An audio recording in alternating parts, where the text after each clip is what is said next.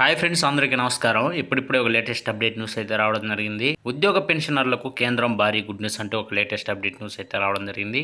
అయితే దీని గురించి పూర్తి సమాచారం అనే వీడియోలో తెలుసుకుందాం. వీడియో ఎక్కడ స్కిప్ చేయకుండా చూసినట్లయితే అప్పుడే మనకు పూర్తి సమాచారం తెలుస్తుంది. ఇక లేట్ చేయకుండా వివరాల్లోకి వెళ్దాం. ఫ్రెండ్స్ నాదో ఒక చిన్న రిక్వెస్ట్ ఫ్రెండ్స్, ఇప్పుడు వరకు మన ఛానల్ అయితే సబ్స్క్రైబ్ అయితే చేసుకుని వారు దయచేసి సబ్స్క్రైబ్ అయితే చేసుకోండి.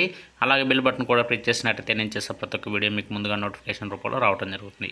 ముఖ్యంగా వీడియో నచ్చితే లైక్ చేయండి ఫ్రెండ్స్. లైక్ చేయడం ద్వారా ఇన్ఫర్మేషన్ అనేది ఎంతో మందికి రీచ్ అవ్వడం జరుగుతుంది.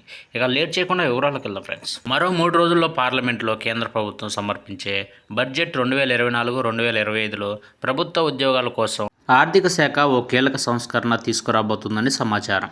టిమ్స్ ఆఫ్ ఇండియా కథనం ప్రకారం నేషనల్ పెన్షన్ స్కీమ్ పథకం కింద ప్రభుత్వ ఉద్యోగులకు రిటైర్మెంట్ తర్వాత వారి చివరి నెల జీతంలో 50% పెన్షన్గా ఇచ్చే అవకాశం ఉంది. ఇక ఈ కీలక సంస్కరణ ద్వారా చాలా కాలంగా ఉన్న కేంద్ర ప్రభుత్వ ఉద్యోగుల సమస్యలను పరిష్కరించాలని ప్రభుత్వం భావిస్తుంది. ఇప్పటికే నేషనల్ పెన్షన్ స్కీమ్లో 25 నుంచి 30 ఏళ్ళు ఇన్వెస్ట్ చేసిన వాళ్లకు, ముఖ్యంగా 2004 తర్వాత ఉద్యోగంలో చేరిన వారికి ఈ 50% పెన్షన్ లభిస్తుందని తెలిసింది. ఆర్థిక శాఖ ఫైనాన్స్ సెక్రటరీ టీవీ సోమనాథన్ అధ్యక్షతన ఉన్న కమిటీ ప్రభుత్వ ఉద్యోగులకు పెన్షన్గా 50% నెల జీతం విధానాన్ని అమలు చేయాలని ప్రతిపాదన చేసినట్లు టైమ్స్ ఆఫ్ ఇండియా రిపోర్ట్. కేంద్ర ఆర్థిక మంత్రి నిర్మలా సీతారామన్ ఏర్పాటు చేసిన ఈ కమిటీ ప్రపంచ దేశాల ప్రభుత్వాల విధానాలు, ఆంధ్రప్రదేశ్ ప్రభుత్వం అమలు చేసిన సంస్కరణలను అధ్యయనం చేసిన తర్వాత కొత్త పెన్షన్ విధానాన్ని ప్రతిపాదించింది.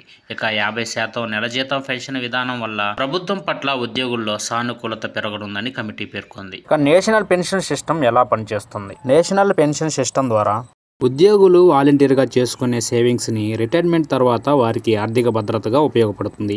ఇక ఈ సిస్టమ్ని pension fund regulatory and development authority నియంత్రిస్తుంది.